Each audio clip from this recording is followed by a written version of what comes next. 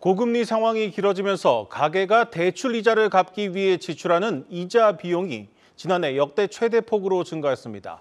이 벌어서 이자 내기 급급한 사람들이 늘고 있는 상황입니다. 취재 기자와 조금 더 자세히 들여다보겠습니다. 경제부 한창률 기자 나왔습니다. 한 기자, 금리가 올랐으니 당연히 내야 할 이자도 늘었겠는데 그 폭이 상당히 큽니다. 지난해 역대 최대 폭으로 증가했다고요.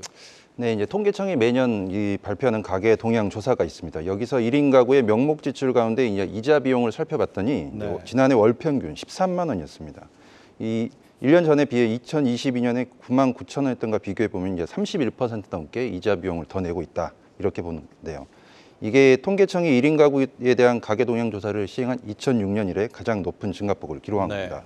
제가 좀 자료를 또 들여다봤더니 2019년에는 한 8만 2천 원 정도였는데 4년 만에 5만 원 가까이 이자 비용을 더 내고 있었습니다. 네.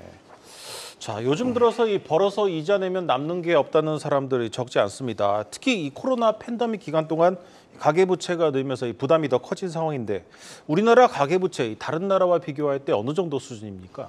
예, 국제금융협회에서 이제 세계부채 관련 보고서를 내는데 이제 지난해 4분기 기준으로 국내 총생산 기준 이제 GDP 대비 가계부채 비율이 이제 100%를 높았습니다. 가장 크게 높았는데요.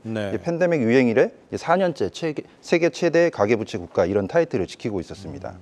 그나마 다행했던 점은 이제 가계부채가 크게 감소하고 있다는 점인데 이런 부채 감소 속도는 이제 정부가 부채의 심각성을 알고 대출 관리를 타이트하게 진행하고 있다 이런 걸 알려주고 있습니다.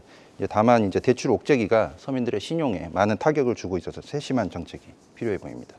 네, 특히 이제 팬데믹 기간 동안 이 빚을 많이 낸 개인 사업하시는 자영업자분들 상황이 좀 심각한 것 같습니다. 연체율이 좀 빠르게 늘고 있습니다.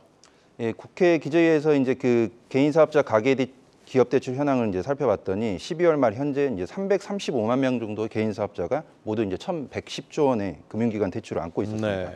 이게 1년 사이에 대출자가 8만 5천 명 늘고 이 대출 잔액이 27조 원이나 늘어난 겁니다.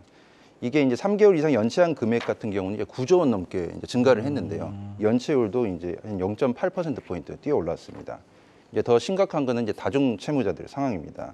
이제 3개 이상 금융기관에서 최대한 빌려서 추가 대출이 사실상 어려운데 이들이 현재 개인 사업자 대출 가운데 절반 51%를 이제 넘고 있습니다. 이제 다중 채무 인원과 대출 규모가 1년 전보다 5만 명. 그다음에 금액은 16조 원이나 넘게 이제 불어난 겁니다. 이들의 연체 속도가 좀 빨라지고 있다는 점에서 이 관리가 좀 필요해 보입니다. 네, 한계에 다다른 사람들을 위한 정책 대출이 필요한 시점인데 문제는 이건 역시 대출이라는 겁니다. 이 고금리가 상당 기간 이어질 것으로 예상되는 상황, 이 실마리를 찾지 못하고 있는 가계부채 문제를 놓고 우리 경제의 고민이 커지고 있습니다. 이슈 플러스였습니다.